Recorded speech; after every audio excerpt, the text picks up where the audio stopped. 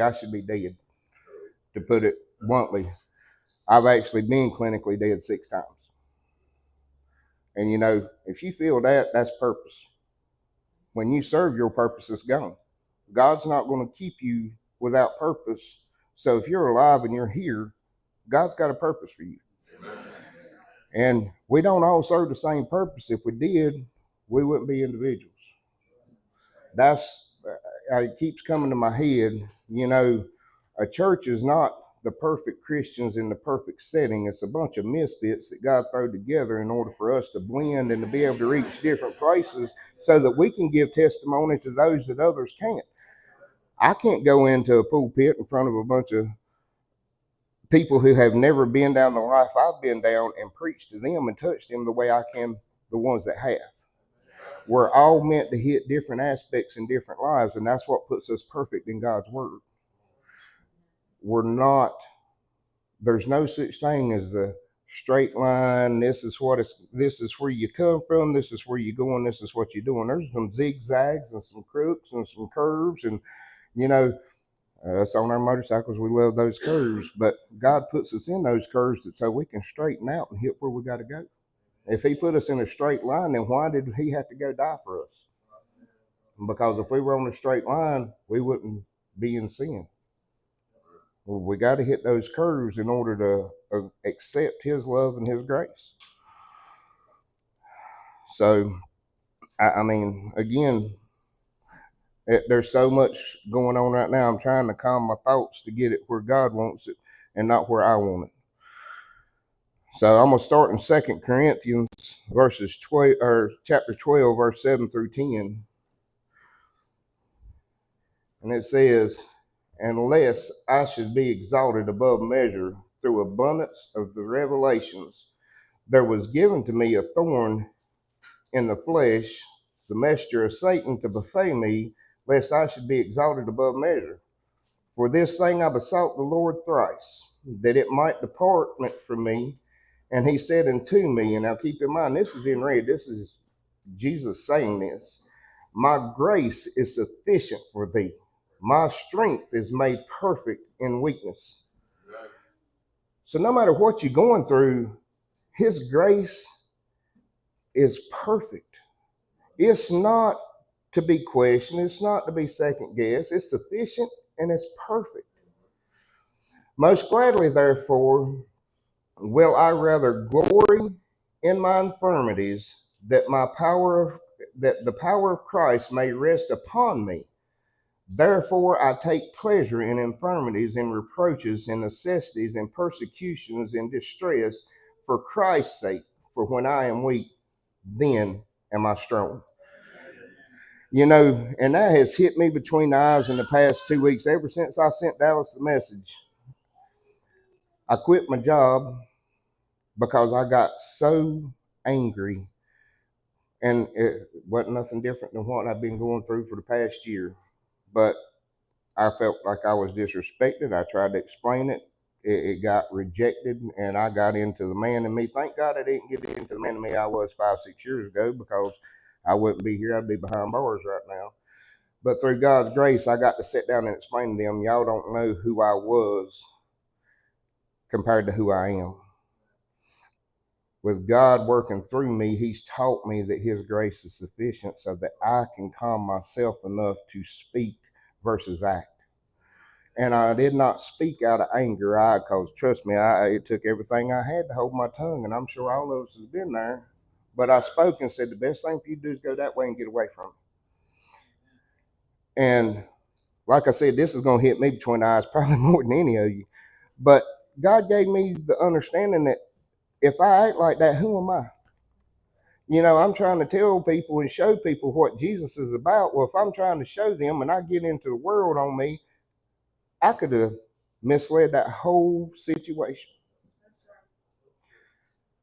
But by God's grace and by his perfect grace and his strength, I handled it different than what I wanted to.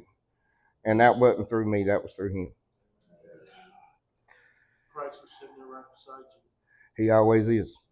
There is not one moment that There is not one moment that God doesn't intervene in my behalf.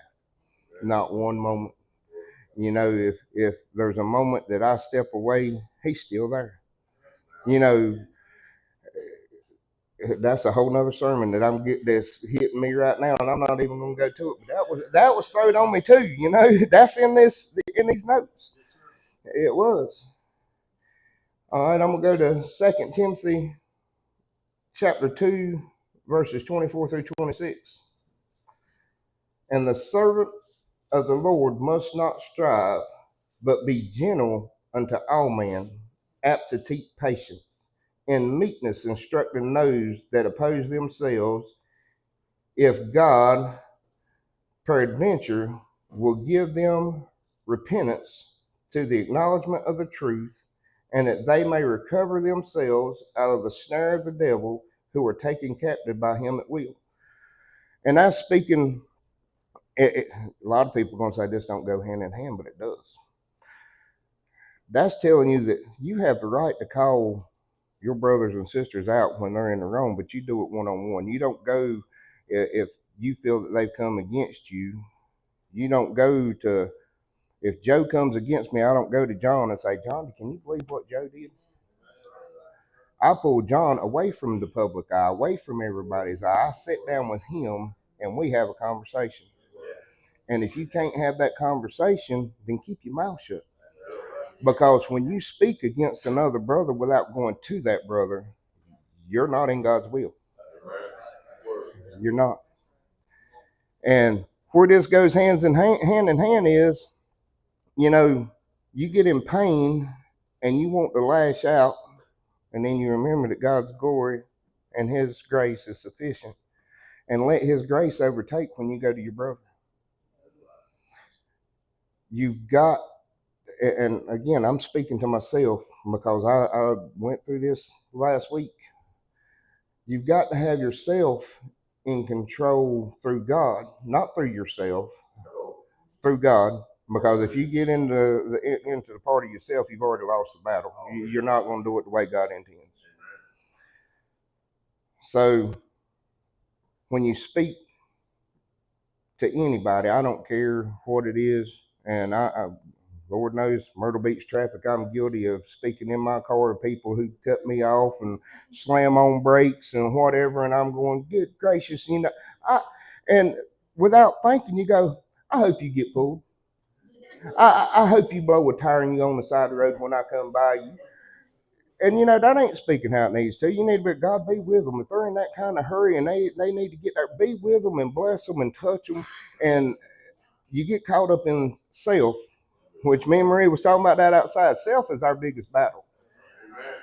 You know, we got to learn how, again, you see how God works. All this is tying together. Everything Angela said with faith of a mustard seed. Bernard talking about laying your life down daily. It all comes back to faith, because you have to get out of self through faith and through prayer and through the word in order to get the grace, and to understand that when you speak, you try to do it not in your way but in God's way. Because if Jesus would have spoke out of anger when he was hanging on that cross and out of the pain he was in, you think the thief would have joined him that day in heaven? He would have condemned the world to hell. Not one of us would be safe right now. Not one of us. But he spoke out of love. And as they were nailing him to the cross and he was dying, he said, forgive them, Father, for they know not what they do. What kind of grace is that? That one verse in itself should be our structure to try to live by when we are being attacked, when we are being put down, when somebody's going against us and talking against us. That should be what we strive to do. Forgive them, Father, for they know not what they do. Because Joe Blow up the street said that Dallas was riding his motorcycle crazy and cut him off, and he had to slam on brakes. And Dallas wasn't even there. Dallas was on the job site.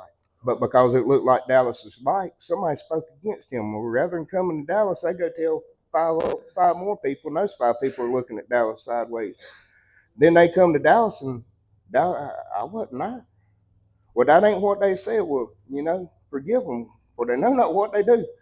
I know where I was. God knows where I was. That's all I got to answer for. If I get mad because somebody spoke bad against me, Lord, help my soul, because it don't matter. That's the self. It don't matter what anybody says or does against us. It's not on us. It's on them. How we react and respond is on us. And if we take God's grace into our life and we just focus on Him and what He would want us to do, we're going to say, hey, you were forgiven before you ever spoke. Because when you spoke, you were not coming from a godly standpoint. You were not asking, you were accusing. And we're all going to be accused of things that we're not guilty of, even if it's our past. We're no longer guilty of our past. When we ask God to forgive us and we go before that Lamb and we ask for total forgiveness and we give our life to God, we're no longer guilty. It's washed away. It's been cast to the side to never be brought back up by Jesus. It can be brought back up by us. So how many people in here are still holding on to things that they've asked forgiveness for and still toting it with them? I'm guilty. I'm guilty. I do it, and I pray every day, Lord, give me the strength to turn it loose. If you haven't turned it loose, right here is where you need to be. Because right here is where you can turn it loose and you can ask God to work with you. And you might have to do it daily. You might have to lay your life down daily for God in order to remember and get it in your head. I've asked for forgiveness for this. I don't need to ask again. He's done forgave me for this. I don't need to ask again, and move on. Because if you don't move on, everybody talks about the car in the rear view mirror. That's why the rear view mirror is so small and the windshield so big. If we keep looking back, we can't see forward. And if we're wanting to move forward in Jesus, we got to take that rear view mirror and throw it out the window. We got to quit looking back. We got to trust in His grace that He's forgave us and that we are free. Even though Joe's going to hold it against us, forgive Joe for holding it against you. Pull him to the side and say, you're right. I did that in my past, but Jesus forgave me, and I hope you can. And if you can, I'm sorry and I'll pray for you. But I'm forgiven. Whether it's by you or not, I'm forgiven by the higher power, the one that's going to take control of my life and going to put me where I need to be so that I can go to heaven and I can rejoice. And let it go. If you hold on to Joe coming to you about something you done in your past and you go home and you think about it, you just lost that battle. You can't hold on to it. You got to forgive self as Jesus forgives you. Because if you can't forgive self, then self's going to get in control of your blessings. And y'all know, again, I'm hitting myself between the eyes more than I probably am any of y'all. But Jesus, He's forgiven all of us who have asked Him with a pure heart. Not go, God, forgive me for riding too fast on my motorcycle and I'm going to go out there and climb on it and run 90 miles an hour, and I know I'm going to. He ain't going to forgive you for that because you know you're going to do it again. If you go out there and say, God, forgive me for being stupid, He ain't going to forgive you for that either, because all of us get stupid at times, including myself. But if you say, God, I shouldn't have spoke this way, and you go to that person and ask them to forgive you and ask God to forgive you, then you've done your due diligence as a Christian. But you have to let it go at that. Because end of the day, we're only capable of what God has let us do. And if we hold self above God, then we're not who we need to be. And I hope this hit whoever, including, I know it hit me. So if it didn't hit nobody else, it hit me between the eyes. And I thank y'all, and I'm going to go back to a little bit of testimony to finish this up. I was called, or not called, I was prophesized over when I was 4 years old. And y'all going to think it's funny, by an old Baptist preacher up here, Friendship Baptist Church off of Sparrow Road. Preacher Oman was my preacher, and he told me that you're going to preach. Me and Dallas was talking. Dallas said, "I know what you've been called to do." He's like, "When you gonna do it?" And that's when I done my first sermon, was about weeks after that. And I felt like I had to get self in control for Jesus to do what he needs to do, but I'm wrong. I just preached it. I'm wrong. I got to let Jesus do what he needs to do in order for me to get in control of self. I can't do it. I've got to let Jesus do it, and me just sit back and Jesus take the wheel. That don't mean Jesus take the wheel and I'm gonna grab hold to it. That means let go, sit back, and let God. And in 2003, I had gotten hurt, and this is what's going to tie a lot of this together. And or actually 2003, I got my settlement. And to tell you how God works, I prayed over, hey, this is what needs to happen. God, just let me get a settlement. Let me be able to pay my bills. Let me be able to do what I need to do. I had 3 kids in diapers.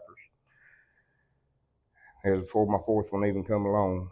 And I got my settlement, prayed over it, done what I needed to do. For 11 months, we had no income. None, not a dime. Social Security, I was approved, but they didn't kick it in because they offset from my settlement. My house was paid for. I paid for that out of my settlement. I gave my tithe out of my settlement. For 11 months, my power wasn't cut off, my water wasn't cut off, my car didn't go without gas, didn't go without insurance, my kids didn't go without diapers. And that wasn't because of me. That's obedience to God. If you give God control when you follow his lead and let him show you, just like with me quitting my job, he showed me that ain't where I needed to be because he had allowed me to get angry over something I had dealt with for a year. He had allowed me to get angry enough to say, hey, kick rocks, I'm done. And I dealt with the same thing for a year. But he provided for me and my kids. And yeah, it was outside sources, but it was him putting those sources where they needed to be in order for my family to survive. If you trust in God and believe in him and take self out of the equation, and where you say I, me, we, and say Jesus, God, Heavenly Father above, and let that be the lead, there's no controlling what this ministry, you as a Christian, as a friend, as anything can do. But we've got to get back into the train of thought of there's no I, me, or we in Jesus. There's Jesus in Jesus, and let him go through us. And I thank y'all for your time, and I hope this reached where it needs to reach. And Brother Dallas.